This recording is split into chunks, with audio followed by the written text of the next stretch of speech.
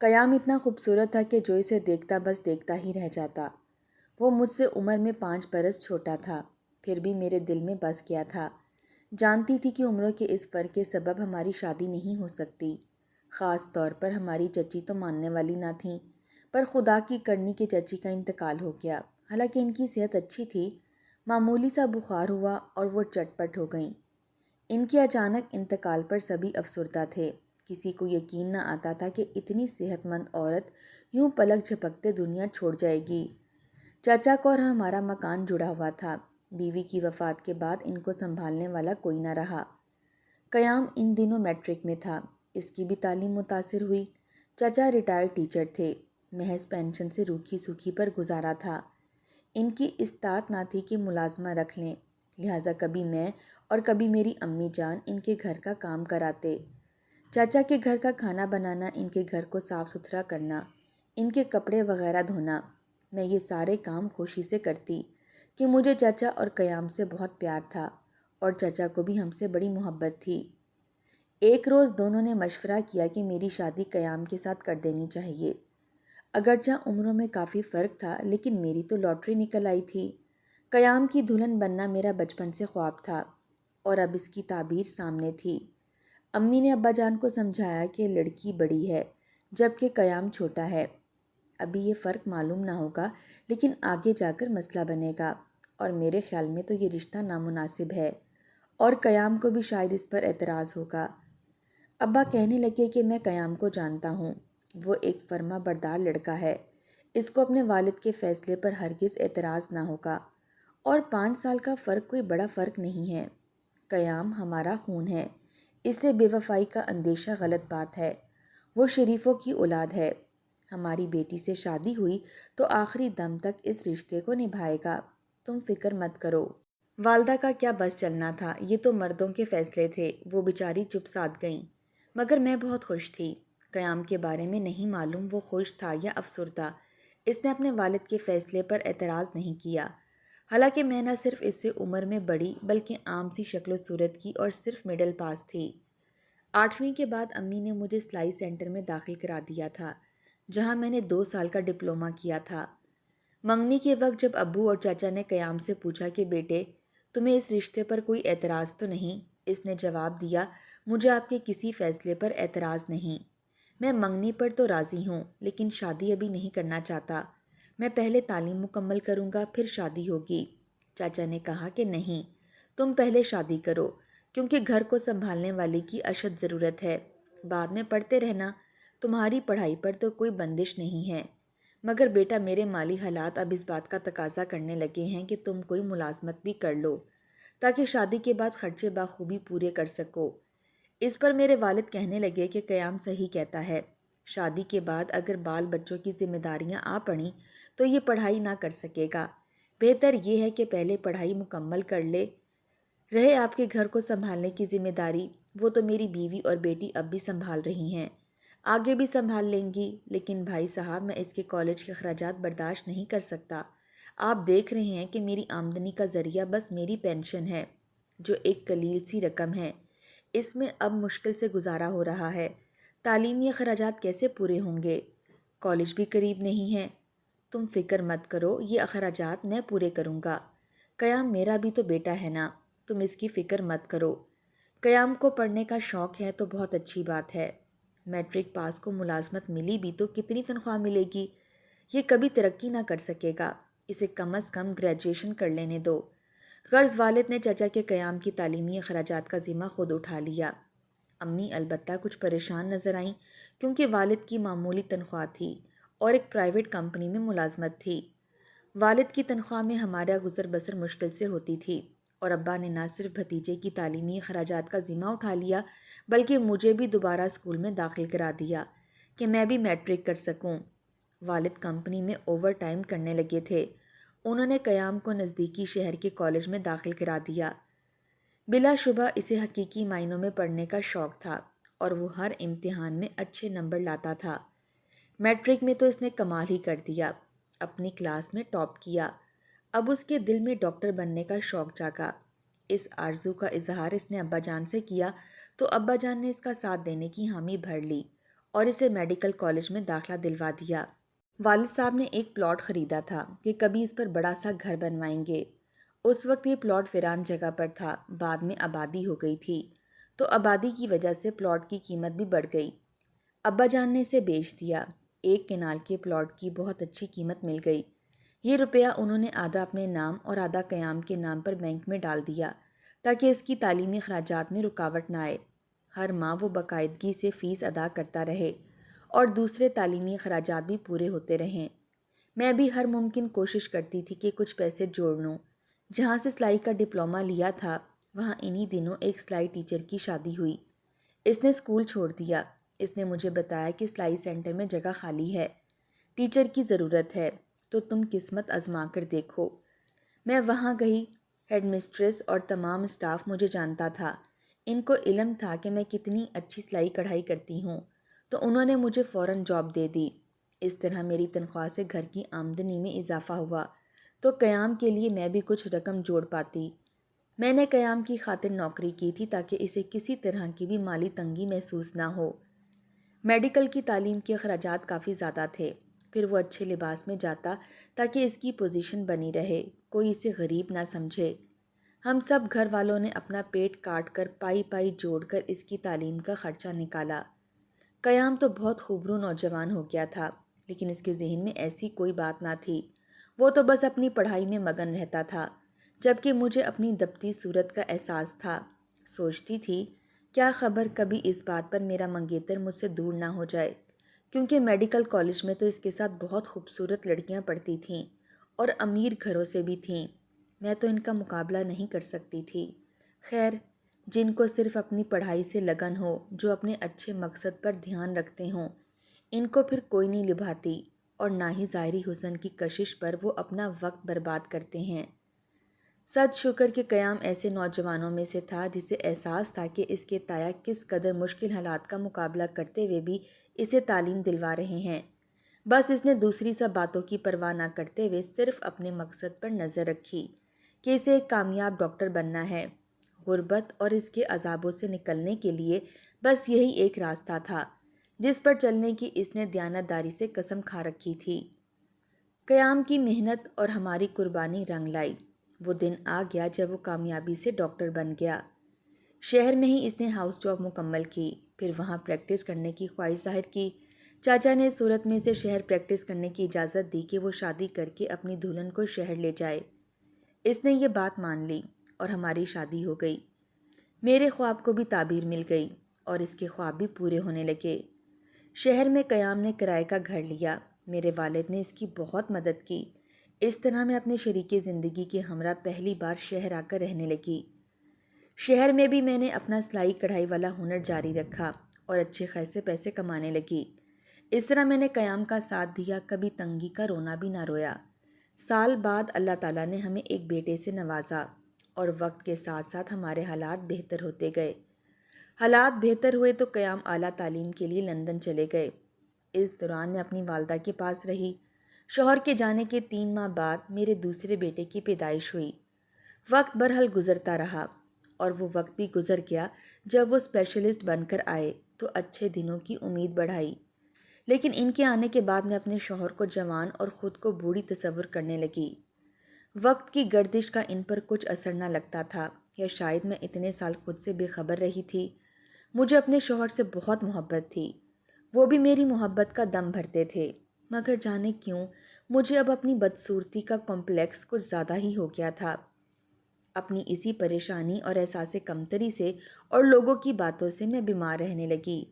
قیام میری بیماری سے پریشان ہو گئے۔ وہ میرا بہت خیال رکھتے تھے، علاج معالجے کی بھی غفلت نہ کی۔ وہ مجھے تندرست دیکھنا چاہتے تھے۔ بیمار رہنے کے باوجود کبھی گھر، شوہر اور بچوں سے میں نے غفلت نہ برتی، وقت پر ہر کام کرتی۔ قیام اور بچوں کو مجھ سے کوئی شکایت نہ تھی۔ قیام کو تو میں روز اس طرح تیار کر کے بھیجتی تھی جیسے کوئی ماں اپنے بچے کو اسکول بھیجتی ہو۔ اس بات کا مذاق بھی لوگ اکثر اڑاتے تھے، لیکن میں نے کبھی ان باتوں کی پرواہ نہ کی۔ لوگ میرے خاوند کی شاندار شخصیت کی بہت تعریف کرتے تو وہ جواب میں صرف یہی کہتے کہ یہ سب میری بیوی کی محبت ہے، اگر وہ میرا اتنا خیال نہ کرے تو میں خود اپنا اتنا خیال نہ کروں۔ ہماری زندگی بہت اچھی گزر رہی تھی، پر جانے ہمارے گھر کو کس کی نظر لگ گئی۔ مجھے اپنے شوہر پر خود سے زیادہ اعتماد تھا کہ جو وہ اتنا عرصہ مجھ سے دور رہے ہیں اور کسی کے نہ ہوئے، اب بھلا پاس ہوتے ہوئے کسی کے کیسے ہو سکتے ہیں۔ وہ روز مجھے اپنے مریضوں کے قصے بھی سناتے تھے۔ ہم دونوں معمولی بات بھی آپس میں ڈسکس کرتے تھے۔ اب نئے گھر میں شفٹ ہوئے ہمیں 4 سال کا عرصہ گزر گیا تھا۔ ایک دن ایک گمنام لڑکی کا فون آیا۔ وہ قیام سے بات کرنا چاہتی تھی۔ میں نے بہت پوچھا مگر اس نے اپنا نام نہ بتایا بلکہ فون رکھ دیا۔ پھر اس لڑکی کا فون روز آنے لگا۔ میں اٹھاتی تو وہ بند کر دیتی۔ قیام گھر پر ہوتے تو وہ فون اٹھاتے تو وہ ان سے بات کرنے کی کوشش کرتی۔ وہ اس لڑکی کو ٹالتے مگر لڑکی بار بار فون کرتی۔ اس کا نام فوزیہ تھا، جو ان کے زیر علاج رہی تھی اور ان پر بری طرح سے فریفتہ ہو گئی تھی۔ پڑھی لکھی تھی، خوشحال خاندان سے تھی، قیام سے شادی کرنا چاہتی تھی۔ جب بھی اس کا فون آتا میرے شوہر اس کو بہت سمجھاتے۔ انہوں نے میرے سامنے اس لڑکی سے یہ بھی کہا کہ اگر تم نے فون کرنا بند نہ کیا تو میں تمہارے والدین سے شکایت کر دوں گا، مگر وہ ڈٹھائی سے یہی کہتی تھی کہ مجھے دل پر اختیار نہیں ہے، کیا کروں؟ جب میں بیمار تھی کاش آپ نے میرا علاج کرنے کی بجائے مجھے مر جانے دیا ہوتا۔ اب آپ کے بغیر جینا میرے لیے مر جانے کے برابر ہو گیا ہے۔ یا تو مجھ سے شادی کر لو یا پھر میں خودکشی کر لیتی ہوں۔ وہ تو سمجھ رہے تھے کہ یہ نادان جذباتی لڑکی ہے، ایسے ہی خودکشی کا کہہ رہی ہے، لیکن اس نے جو کہا وہ کر کے دکھا دیا۔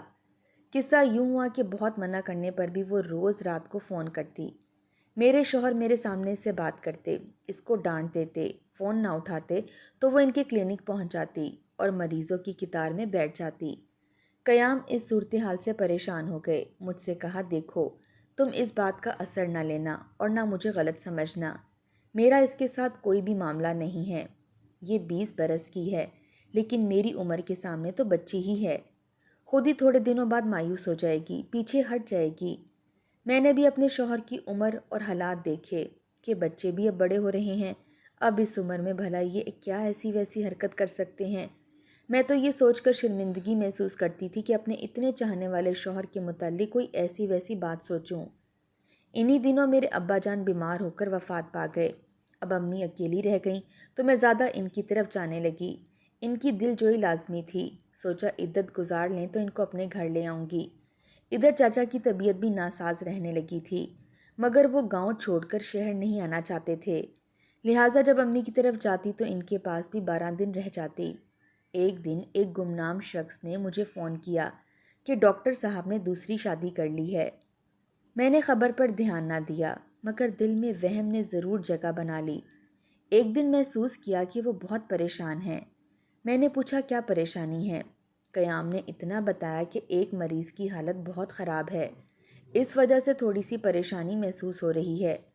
ہم ڈاکٹر بھی تو انسان ہوتے ہیں۔ خیر تم پریشان نہ ہو، یہ تو معمول کی بات ہے۔ میری پریشانی تو وہ لڑکی فوزیہ تھی جس کے اب فون آنے بند ہو گئے تھے۔ میں سمجھی کہ قیام نے صحیح کہا تھا کہ وہ مایوس ہو جائے گی، لیکن جب فون پر کسی نے قیام کی دوسری شادی کی اطلاع دی تو مجھے کرید لگ گئی۔ کبھی کہتی دفع کرو اس معاملے کو، شاید اسی لڑکی نے مجھے پریشان کرنے کے لیے کسی اور سے فون کروایا ہوگا، اور کبھی دل سے آواز آتی کہ پتہ تو کرو۔ ایک دن قیام لاؤنج میں فون کے پاس بیٹھے تھے۔ میں نے پوچھا کیا ہوا قیام؟ بولے کچھ نہیں، کسی مریض کے متعلق سوچ رہا ہوں۔ میں نے مذاق میں کہا دوسری شادی کرنا چاہتے ہیں کیا؟ کیونکہ آپ خوبصورت ہیں، مجھ سے عمر میں چھوٹے بھی ہیں، ابھی جوان لگتے ہیں، جبکہ میں تو اکثر بیمار رہتی ہوں۔ وہ جواب میں کہنے لگے تمہارا دماغ خراب ہو گیا ہے، مجھے دوسری شادی کی کوئی ضرورت نہیں تمہارے ہوتے ہوئے، مجھے تو بس تمہاری ضرورت ہے، تمہارے سوا میں کسی سے محبت نہیں کر سکتا۔ یوں میں ان کی محبت میں سرشار اپنے ارد گرد سے بے خبر رہتی تھی۔ لیکن ایک دن میرا کزن مجھے کہنے لگا آج کل ڈاکٹر صاحب ایک نوجوان لڑکی کے ساتھ دیکھے جا رہے ہیں۔ میں سمجھ گئی ہو نہ ہو یہ وہی والی لڑکی فوزیہ ہوگی، شاید اس نے میرے سرتاج کو رام کر ہی لیا۔ میں نے شوہر سے بات کی تو انہوں نے پھر مجھے وہی جھوٹی تسلی دی کہ تمہیں کوئی بہکا رہا ہے۔ میں نے جو کام جوانی میں نہ کیے اب میں اس عمر میں کرتا اچھا لگوں گا۔ اس تسلی سے مجھے ڈھارس تو ملی، کیونکہ مجھے اپنے بچوں کے لیے باپ کی شفقت اور سایہ چاہیے تھا۔ اپنے شوہر پر میں نے اعتبار کیا اور اس بات کو بھولنے کی کوشش کرنے لگی، مگر تقدیر کو شاید کچھ اور ہی منظور تھا۔ ایک دن پھر کوئی فون آیا۔ میرے شوہر آہستہ سے کسی سے کہنے لگے، ابھی شادی کو راز میں رکھنا چاہتا ہوں، تم اس گھر میں آنے کی غلطی مت کرنا، یاد رکھو میرا گھر خراب ہوا تو میں تمہیں طلاق دے دوں گا۔ ان کے منہ سے یہ الفاظ سن کر میں بے ہوش ہو گئی۔ اتنا صدمہ ہوا جیسے میں تو مر ہی گئی ہوں۔ میں جو اعتبار میں ماری گئی تھی کہ اتنا چاہنے والا شوہر کیسے بدل سکتا ہے، وہ بدل گیا تھا۔ انہوں نے اقرار کر لیا کہ ان سے غلطی ہوئی، فوزیہ سے دوسری شادی کی ہے، مگر اپنی خاطر، اپنی خواہش اور خوشی سے نہیں، بلکہ اس کی خاطر کی ہے۔ مجھے بتانے لگے کہ میں نے اس کو بے رخی سے ٹھکرا دیا تو اس جنونی لڑکی نے زہریلی گولیاں کھا کر جان دینے کی کوشش کی۔ اسے میرے ہی کلینک لایا گیا کیونکہ اس کے گھر سے یہی کلینک قریب تھا۔ اس کی حالت غیر تھی، بچنے کی کوئی امید نہ تھی۔ میں اسے بڑے ہسپتال لے گیا تھا۔ ابتدائی طبی امداد دینے کے بعد بھی اس کی حالت نہ سنبھلی۔ وہ جان کنی کی کیفیت سے گزر رہی تھی۔ اس وقت میرے دل میں جانے کیسا اثر ہوا کہ میں نے اللہ تعالیٰ سے دعا کی کہ اس لڑکی کی زندگی بچا لے تو میں اس لڑکی کی خوشی کے لیے اس سے نکاح کر لوں گا۔ دعا قبول ہو گئی اور میری مریض کی جان بچ گئی، لیکن اللہ سے کیا وعدہ مجھے نبھانا ہی تھا۔ مجھے ڈر تھا کہ اگر اب بھی میں نے اس کا ساتھ نہ تھاما تو یہ دوبارہ خودکشی کی طرف چلی جائے گی۔ وہ بے حد ڈپریشن میں تھی، لہٰذا میں نے مجبوراً فوزیہ سے نکاح کیا، صرف اس شرط پر کہ وہ کبھی تمہارے سامنے نہیں آئے گی، نہ تمہارے گھر میں قدم رکھے گی اور نہ اس شادی کو کسی پر افشا کرے گی۔ یہ کہتے ہوئے وہ رو رہے تھے اور ہاتھ جوڑ کر مجھ سے اپنی غلطی کی معافی بھی مانگ رہے تھے۔ میرا دل تو عورت کا دل تھا جو ان سے بچپن سے بے پناہ محبت کرتا آیا تھا۔ آج کیسے میں ان سے منہ موڑ سکتی تھی؟ مجھے اپنے شوہر سے پہلے بھی پیار تھا، آج بھی پیار تھا۔ میں اپنے سامنے ان کی گردن کو جھکا نہ دیکھ سکتی تھی۔ ان کو اجازت دے دی کہ چاہیں تو بے شک اپنی دوسری بیوی کے پاس جا کر رہیں، مگر فوزیہ کا میرے گھر سے، مجھ سے یا میرے بچوں سے کوئی تعلق نہ ہوگا۔ ان کو یہ بات نامنظور تھی۔ وہ تو ایک دن بھی اپنے بچوں سے دور نہیں رہ سکتے تھے۔ ان کے معمول میں ذرا بھی فرق نہ پڑا تھا کہ مجھے شک ہوتا، لیکن شوہر کے اس اقرار بے وفائی سے میری طبیعت مزید خراب رہنے لگی۔ ان کی دوسری بیوی کو بھی میری طبیعت کی خرابی کا علم تھا۔ ایک دن اس نے مجھے فون کیا اور کہا، آپ مجھے معاف کر دیں، آپ بیمار رہتی ہیں، آپ مجھے گھر آنے کی اجازت دے دیں، میں آپ کی خدمت کروں گی۔ اس طرح میں اپنا حق بھی لینا چاہتی ہوں کہ میں بھی تو قیام کی منقوہ ہوں۔ آخر کب تک اس راز کو چھپاؤں گی اور دنیا سے چھپ چھپ کر ازدواجی زندگی گزاروں گی؟ قیام صاحب آپ کی خاطر اس کو راز رکھنا چاہتے ہیں، حالانکہ راز تو کھل ہی چکا ہے۔ ان کے پاس کام کرنے والے ایک ورکر نے یہ راز اکثر لوگوں پر کھول دیا ہے۔ گویا فوزیہ اب مجھ سے اپنے حق کا مطالبہ کر رہی تھی۔ اس نے ہر طرف اپنی شادی کا چرچا کر دیا تھا۔ جس نے سنا اس کو برا بھلا کہا۔ ماں اس کی مر چکی تھی۔ باپ نے قیام سے خفیہ شادی کرنے کی خطا پر اس سے ہر تعلق توڑ لیا تھا۔ جو بھی سنتا افسوس کرتا کہ ڈاکٹر صاحب کو ہرگز ایسا نہیں کرنا چاہیے تھا۔ وہ تو بہت شریف آدمی تھے۔ سب کہتے تھے کہ قیام تایا کی محنت اور محبت کی وجہ سے ایک کامیاب انسان بنا ہے۔ قیام تایا کے احسانوں کو فراموش کیسے کر بیٹھا؟ ادھر جب چاچا کو خبر ہوئی تو وہ صدمے سے اور بیمار پڑ گئے۔ چاچا کی دیکھ بھال کا فریضہ تو مجھے ادا کرنا تھا، مگر میں تو سوتن کے غم میں نیم جان تھی۔ یہاں تک بھی بات قابو میں تھی، لیکن ایک روز خود فوزیہ ہمارے گھر آ پہنچی، جبکہ قیام اس وقت اپنے کلینک گئے ہوئے تھے۔ اس کے آنے سے میری طبیعت اور بگڑ گئی۔ میرے بیٹے نے قیام کو فون کر کے بتایا کہ فوزیہ آئی ہے اور امی کی طبیعت بہت خراب ہو گئی ہے، آپ جلدی سے گھر آ جائیں۔ وہ اسی وقت گھر آ گئے۔ انہوں نے فوزیہ سے کہا، جب میں نے تم کو یہاں آنے سے منع کیا تھا، پھر تم کیوں آ گئی ہو؟ ابھی کہ ابھی چلی جاؤ۔ وہ نہ مانی اور کہنے لگی، میں کیوں جاؤں؟ یہ اس کا گھر ہے تو میرا بھی ہے، ہم دونوں اس کی حقدار ہیں۔ آپ نے مجھ سے نکاح کیا ہے، کوئی کھیل تماشا نہیں کیا۔ جب قیام کو اس پر غصہ کرتے دیکھا تو میں نے کہا، قیام تم اس لڑکی سے نکاح کر چکے ہو تو اب یہ تمہاری بیوی ہے۔ ٹھیک کہہ رہی ہے یہ، شادی کو خفیہ نہیں رکھا جاتا اور اس گھر پر بھی اس کا حق ہے۔ وہ بولے کہ اس نے وعدہ خلافی کی ہے، میں اس کو ہرگز نہیں رکھوں گا۔ اپنے گھر سے تو کیا اپنی زندگی سے ہی نکال دیتا ہوں۔ یہ قابل اعتبار نہیں ہے۔ اس نے مجھ سے جن شرائط پر شادی کی تھی، جو وعدے کیے تھے، وہ یہ وفا نہیں کر سکی۔ میں نے اس کے لیے نکاح کیا، اس کی خاطر قربانی دی اور یہ میرے بچوں کا سکون برباد کرنے چلی آئی ہے۔ یہ میرے لیے رسوائی کا باعث بن گئی ہے۔ میرے سب جاننے والوں کو فون کروا دیا کہ میں نے اسے نکاح کیا ہوا ہے، حتیٰ کہ ابا جان کو بھی، جو پہلے سے بیمار تھے اور اب زیادہ بیمار پڑ گئے ہیں، اور میں شرم سے ان کا سامنا نہیں کر پا رہا۔ وہ اس قدر غصے میں بولے جا رہے تھے، میں نے کسی طرح ان کو سمجھا بجھا کر روکا، ورنہ وہ فوزیہ کو دھکے دے کر گھر سے نکالنے پر آمادہ تھے۔ بہرحال شام تک وہ ہمارے لاؤنج میں بیٹھی روتی رہی اور قیام صاحب کلینک چلے گئے۔ اس رات وہ گھر واپس نہیں آئے، تب صبح کو وہ خود ہی ہمارے گھر سے چلی گئی۔ کچھ دنوں بعد مجھے کسی سے خبر ملی کہ دونوں میں طلاق ہو گئی ہے۔ کیا وجہ بنی یہ آج تک مجھے معلوم نہ ہو سکا کہ قیام نے اسے طلاق دی یا اس نے خود خلا لی، لیکن میرے شوہر کا کہنا یہی تھا کہ میں نے اسے طلاق نہیں دی، اس نے خود ہی خلا لی ہے۔ اس نے تمہارے ساتھ رہنے کی ضد کی اور میرے نہ ماننے پر اس نے خلا مانگ لی۔ یوں یہ قصہ تمام ہوا۔ سوتن نام کا چیپٹر میری زندگی میں سے ختم ہونے کے بعد بھی قیام کے اقرار بے وفائی کی اذیت آج بھی میرے دل و دماغ کو کرب و اذیت میں مبتلا کر دیتی ہے، کیونکہ عورت سب کچھ برداشت کر سکتی ہے مگر شوہر کی بے اتنائی بے وفائی نہیں۔